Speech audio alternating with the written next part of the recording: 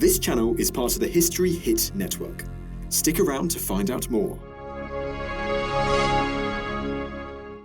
America, America, God mend thine every flaw, confirm thy soul in self-control, thy liberty in law. O beautiful for patriot dream that sees beyond the years, thine alabaster cities gleam, undimmed by human tears.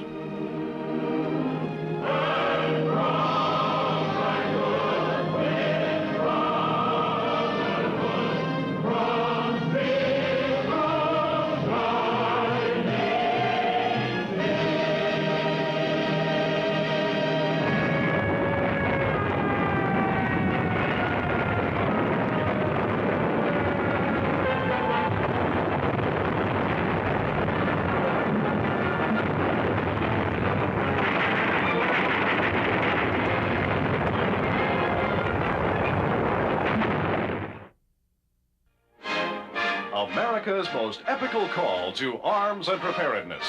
Millions of men from 21 to 36 line up and sign up throughout the nation. There's Winthrop Rockefeller, son of John D. Jr. Answer the call to national service. And well, if it isn't Maxie Bear, ready to go into training again. And no kidding. Well, not much. The rodeo stars sign up hoping they don't draw the Iron Cavalry. One of the first young men to register is Warren Pershing, son of our famous wartime commander. All races, creeds, and colors line up for national defense. In Chinatown, the rush is just as great and enthusiastic as elsewhere. Harlem, too, keeps the registrars busy. With the safety of America threatened, all Americans, the humble and the mighty, willingly embrace selective service.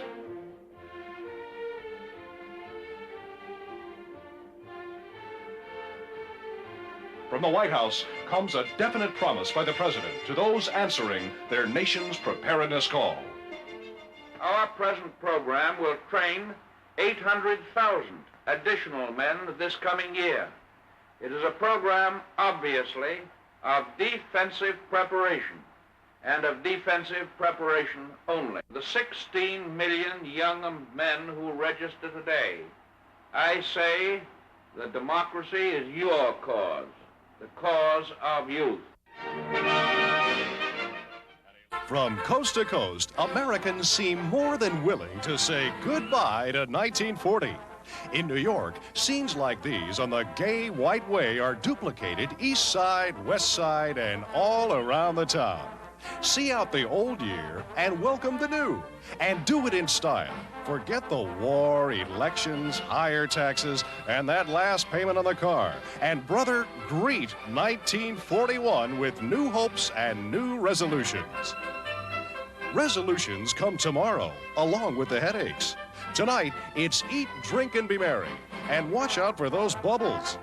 America is in a gay and festive mood as the old year slips away, greeting the new year with renewed hopes and renewed vigor to face whatever comes.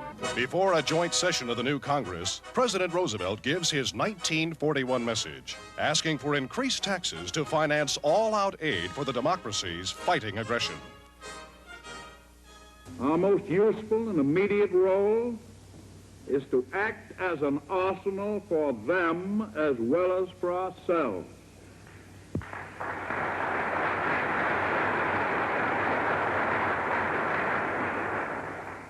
They do not need manpower, but they do need billions of dollars worth of the weapons of defense.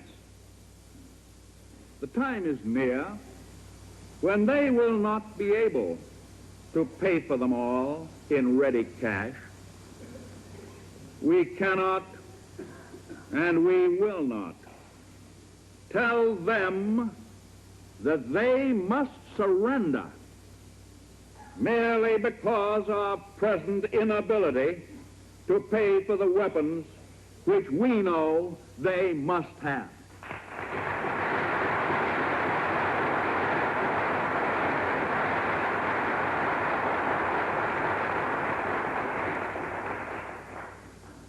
I do not recommend that we make them a loan of dollars with which to pay for these weapons, a loan to be repaid in dollars.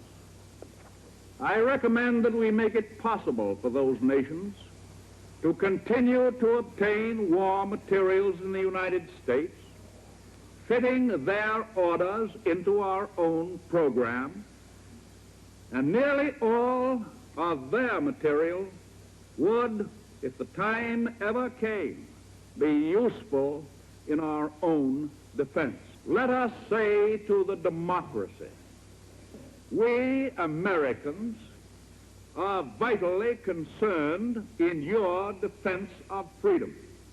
We are putting forth our energies, our resources, and our organizing powers to give you the strength to regain and maintain a free world.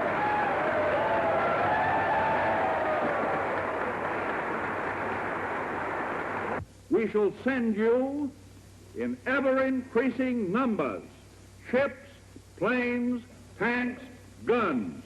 That is our purpose and our pledge. General de Gaulle, leader of the Free French forces, inspects French naval vessels now in English ports and soon to go into action against the Axis, side by side with British naval forces. Fine, up-to-date craft. Among them, a plane-carrying submarine.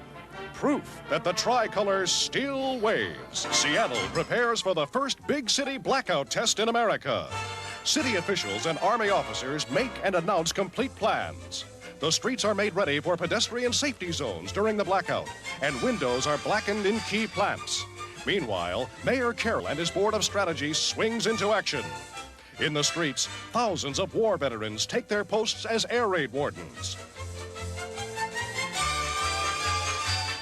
10:30. There she goes. From a vantage point overlooking the city, we see the uncanny sight of an entire American city of 1/3 of a million fading into the blackness of the night. Dramatic forewarning of what may happen here. A few citizens don't play ball, but the air raid wardens do their stuff.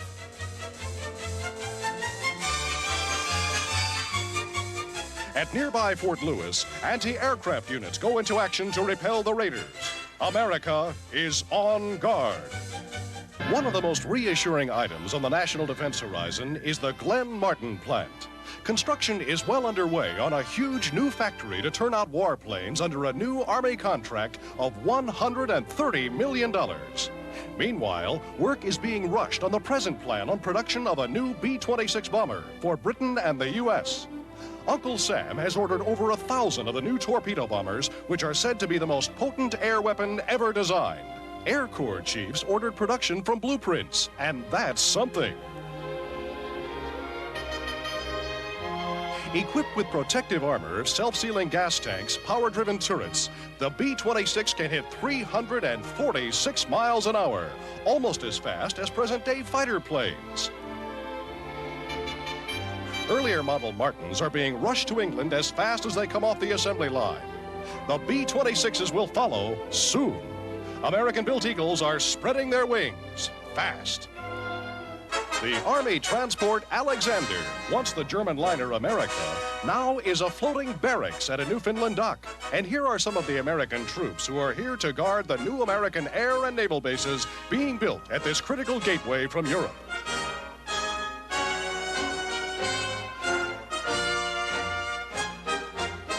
The doughboys up here are getting plenty of winter training, all right.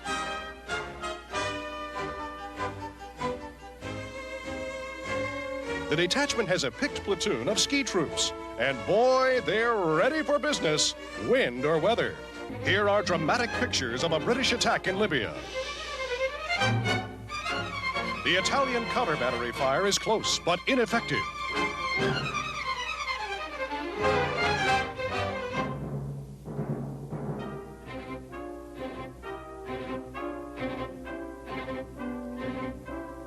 Mechanized forces now go into action as planes spot the enemy strongholds. Heavy enemy fire is directed at the tanks, but they plow forward regardless.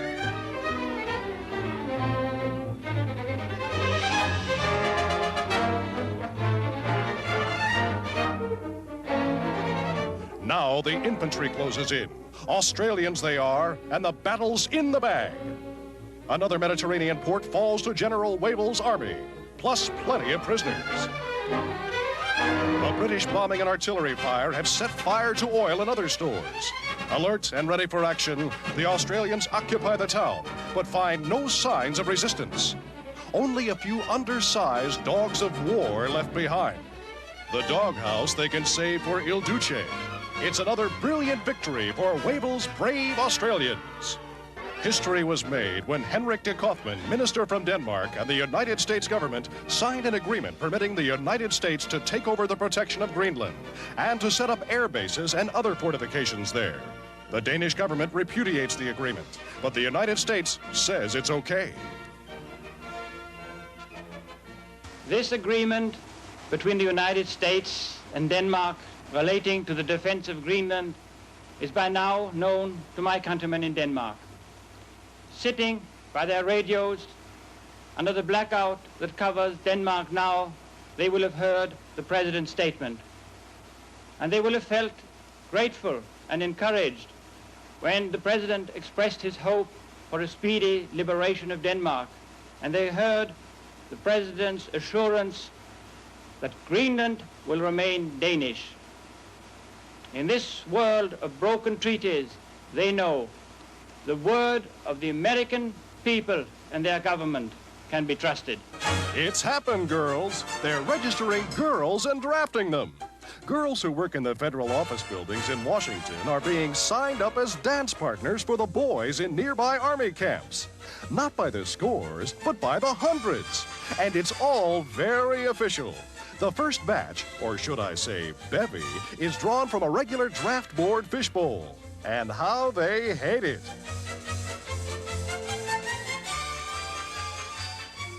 The idea is to make the stay of selectees at camps around Washington a pleasant one. And brother, they certainly are going about it the right way. What a war, what a war. What'll you bet that exemption claims don't drop? Civilian workers at the Washington Navy Yard now carry gas masks.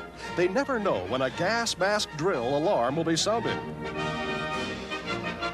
That alarm means put on masks, stop machines, and get outside as fast as possible.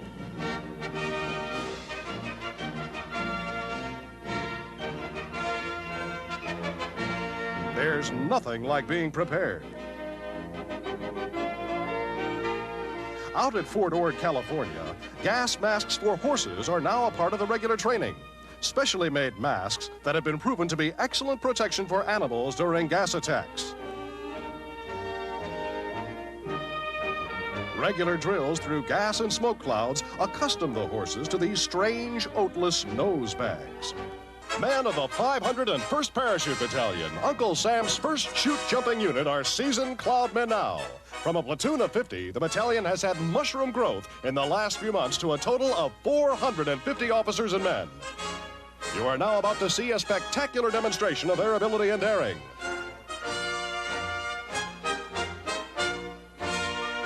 This scene in slow motion shows how the first few seconds must drag out to the men jumping.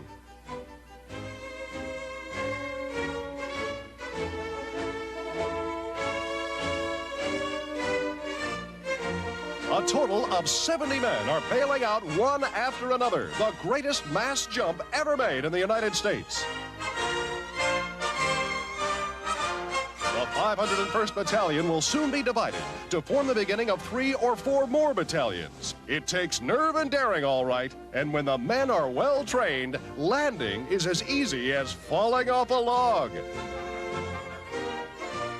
Malta, Great Britain's island fortress and naval base in the Mediterranean, is a sharp thorn in the side of the Axis partners. They're used to bombing here. They've bombed almost every day. But here's one day they'll long remember.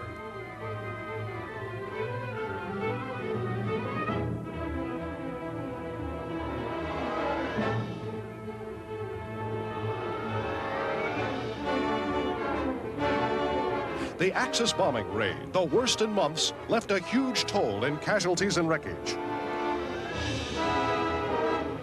Fresh from the greatest naval victory in modern times off Cape Matapan, British warships are triumphantly back at their base. In a knockdown, drag-out fight with a sizable section of the Italian fleet, brought to bay by British naval bombers, the British sank at least 3 cruisers and 2 destroyers and crippled a battleship. Now, under their noted commander, Admiral Cunningham, they're all loaded up and ready for another go at the Italian fleet, or what's left of it.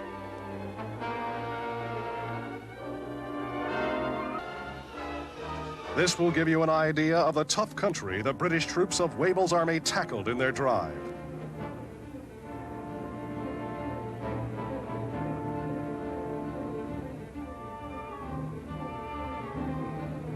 With indomitable courage, they drove the Italians foot by foot from their position, supposed to be impregnable. Casualties are high, but the haul in prisoners is immense.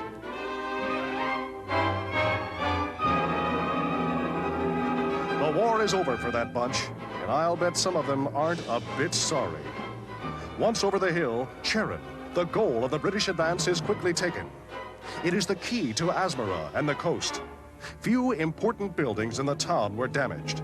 The day's work by the British probably has given the Duce himself a terrific pain in the axis.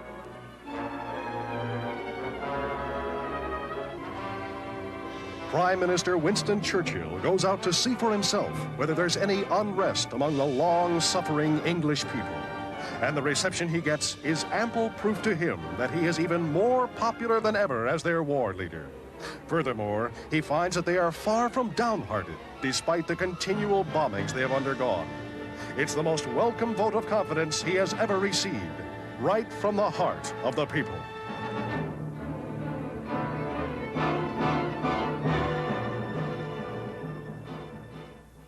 The ill-starred Vichy government of France, yielding to pressure from Germany and Japan, has granted almost complete military control to Japan and French Indochina.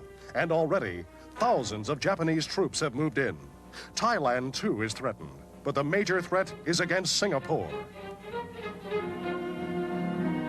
War in the Pacific looms closer than ever before. President Roosevelt has frozen all Japanese assets in the United States. And as the Emperor of Japan calls 1 million more men to the colors, with the Japanese war party well in the saddle, more economic curbs on Japan by the United States and Britain are daily expected. Japan is moving troops and planes and warships to the East Indian danger zone. Meanwhile, the Dutch have banned oil exports to Japan. On every side, flames are licking at the Oriental powder barrel.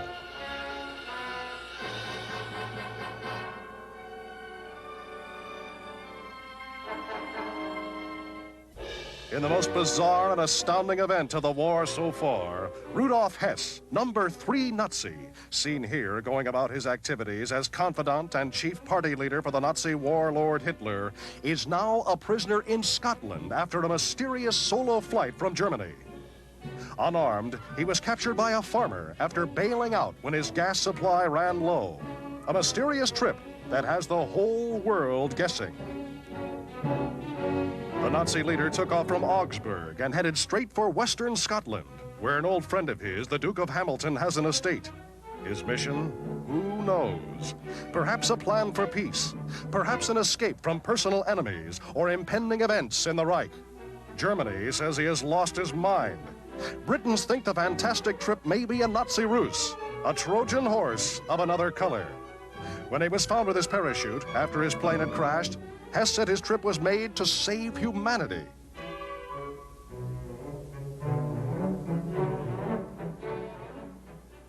The Army puts on its show of shows in the Northwest.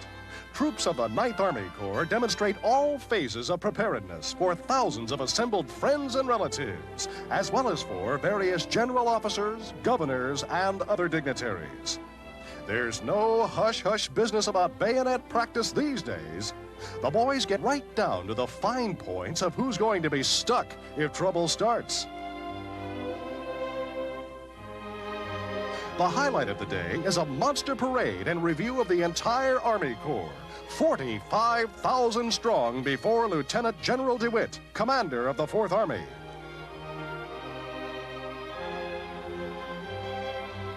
Made up of the famous 3rd and 41st Divisions, the 9th Corps is ready for business. And how? The USS Drum, 35th submarine built at the Portsmouth Naval Yard, slides down the ways after christening by Mrs. Thomas Holcomb, wife of the Marine Corps Commandant. Authorized in 1934, the new undersea craft will soon join our expanding first line of defense, the greatest sea drama of the war. Torpedo planes from the British carrier Ark Royal head for the Nazi raider Bismarck as British warships close in on the fleeing battleship. The chase gets hotter as speedy planes report the enemy's position.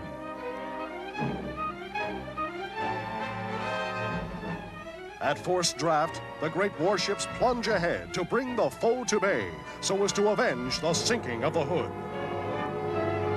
There's the Renown, hurrying in to join in the fight. Crippled by torpedo planes, the Bismarck, there in the distance, is being battered into a hulk, soon to go out of sight.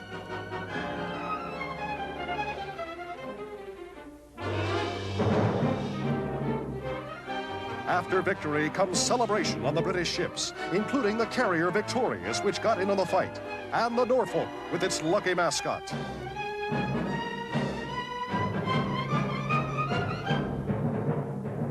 The Rodney, with the Renown, did most of the heavy work in the battle and has proof of it in her blistered gun barrels. The Dorsetshire finished off the Bismarck with a torpedo. And here are the Bismarck survivors being landed in England. A bare handful lived through the terrific pounding that warship took.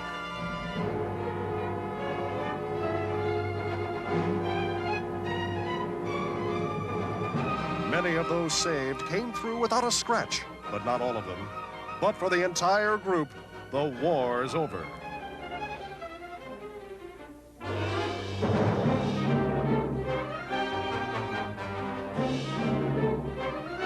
In port, the First Lord of the Admiralty, A.V. Alexander, is piped aboard to congratulate and praise the British officers and men who won the dramatic and epical victory. In a sudden coup, Germany's military might has been thrown against her former ally, Russia, in a gigantic attack by land as well as by air, along a 2,000-mile front from the Arctic to the Black Sea. Aided by Romania on the south and Finland on the north, the Nazis have thrust 6 powerful drives into Soviet territory. It's the strangest turn yet in this war of surprises. Russia betrayed Germany's trust in her, announced von Ribbentrop, with the great Nazi need for grain and other food products of the Russian Ukraine, as well as Russian oil fields in preparation for a long war, may be behind the sudden turnabout.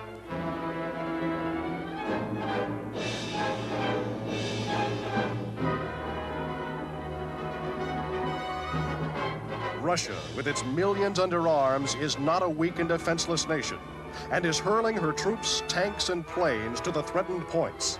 But early reports indicate that the fury of the German attack is carrying deep into Red territory. But the Nazis have perfected this new war terror.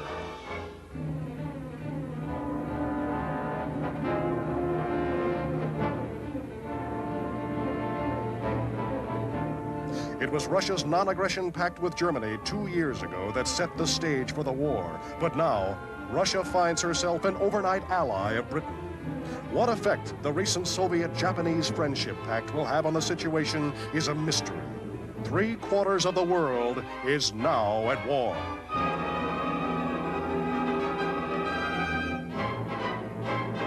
At the Soviet embassy, the ambassador Konstantin Omansky makes a formal statement on this world-shaking turn of events. Hitler has miscalculated. Ours is a nation of a moral and political unity and strength unknown in the past. It is firmly organized, devoted to its leaders, and has utmost confidence in its armed forces, which are ready for any test. Hitler's attack against my country will be smashed. With Great Britain now calling for all aid to Russia, Under-Secretary of State Welles tells the press that the administration, while condemning the Nazi attack, has not yet considered plans for lease-lend aid to Russia. Secretary of Navy Knox conducts the ceremonies that mark the second draft drawing. The Secretary chooses a selectee from the previous draft, Staff Sergeant Robert Shackleton of Fort Dix, to pick the first number from the famous Goldfish Bowl. The lottery will determine the order number of 750,000 who have reached their 21st birthday since the last draft. Another step toward the deferment of older selectees.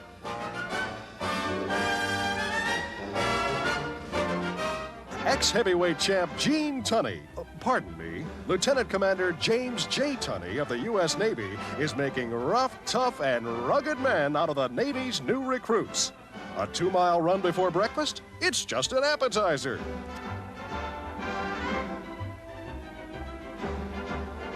Tunney has worked out a complete system of physical training for the Navy, 5 weeks of it, and has been put in charge of the entire program. His system stresses developing stomach muscles. Yes, sir. After 5 weeks of this kind of workout, the boy should be able to do anything and eat anything, even iron rations.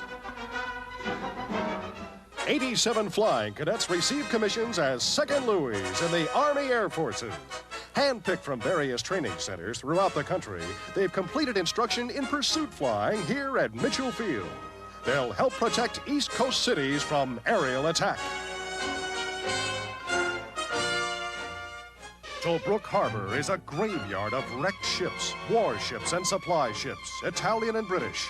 But not far away, in and around the heat-baked Libyan port, British and Australian troops are writing a bright chapter in the dramatic history of war.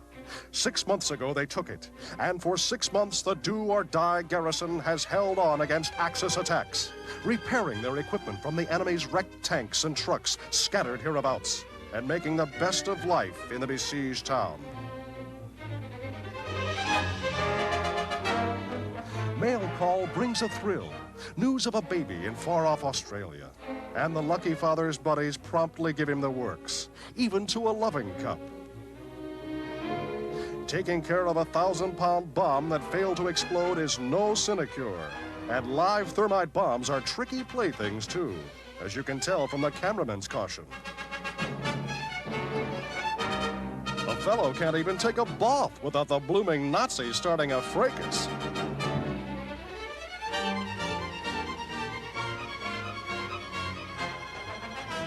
Hundreds of German and Italian tanks and other combat vehicles have been knocked off by British guns and dive bombers in the many attacks on the desert stronghold.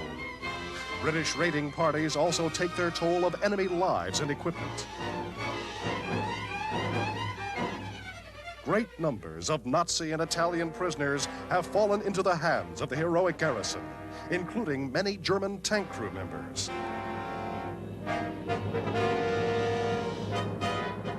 Enemy planes approaching, and they're Nazi bombers, only to get a British supply ship in the harbor.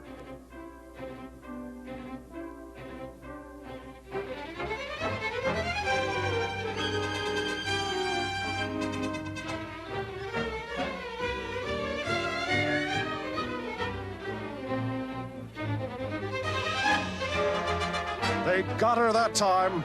The sailors on board jump for their lives as the ship quickly goes to the bottom. What a sight! A ringside seat at one of the most spectacular events in the Battle of the Mediterranean. Anti-aircraft guns down several of the bombers, while the sailors get ashore safely to carry on in the dramatic siege of Tobruk.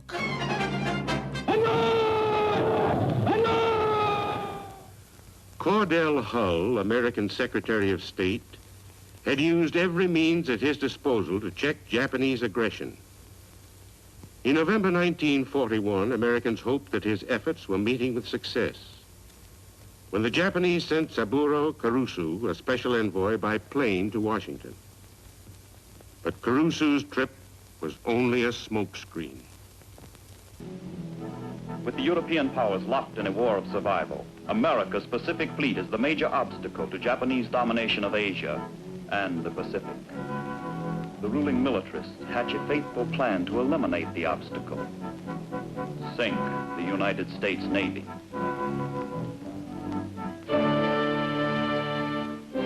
guns are sighted on Pearl Harbor, the key to America's defense in the Pacific, the headquarters of the United States Pacific Fleet.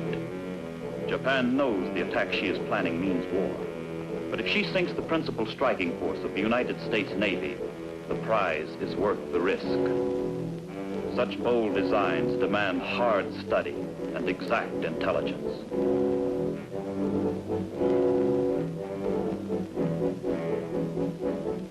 The Hawaiian Islands are scrutinized, especially Oahu, with its principal targets. Honolulu, Pearl Harbor, the major airfields, installations of every kind, forts, naval bases, warehouses, dry docks. Every military factor of importance is pinpointed for the coming attack.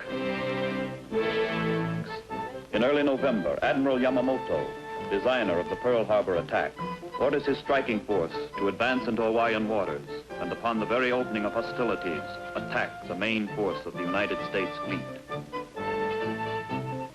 A week later, the Pearl Harbor striking force is assembled and weighs anchor for Hawaii, 4,000 miles and 12 days away.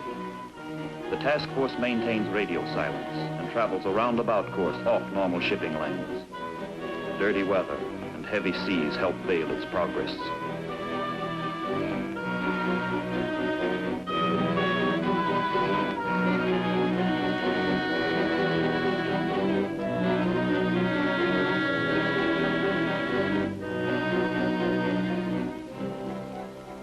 There has never before been so powerful a striking force in the Pacific. 2 fast battleships, 6 of Japan's newest and finest carriers, a screen of 8 destroyers, 3 cruisers and 3 submarines. Aboard the carriers are 40 torpedo bombers, 135 dive bombers, 104 horizontal bombers, and 81 strafing planes. A total of 360 aircraft.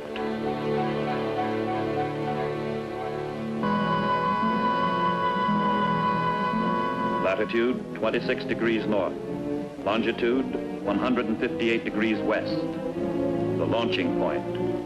Pearl Harbor lies 275 miles to the south. It is 0600. It is X-Day.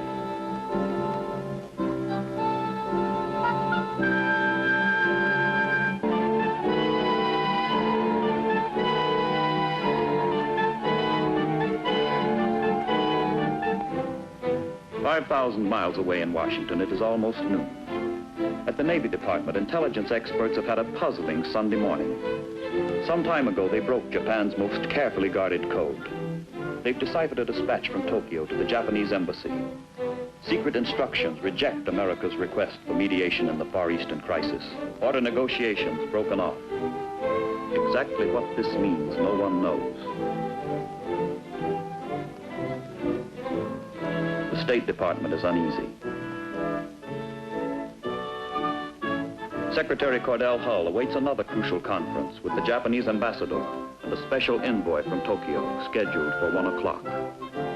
The Japanese ask for a 45-minute postponement, but there is no delay in the flight of their warplanes toward Hawaii.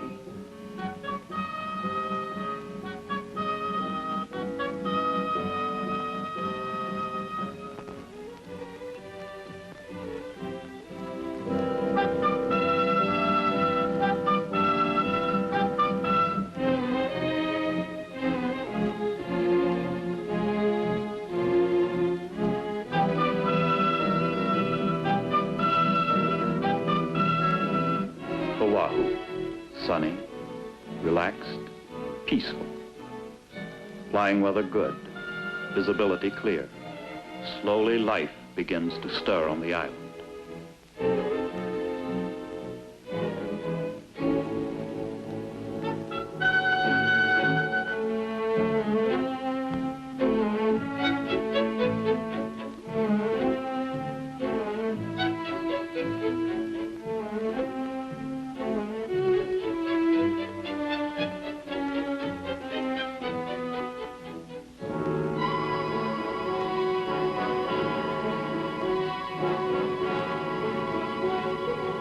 At an Army radar station, a private practices as he waits for the breakfast truck. He picks up planes approaching from the north and tracks them for a few minutes before reporting to Air Force Headquarters, Hickam Field. But the planes are thought to be American.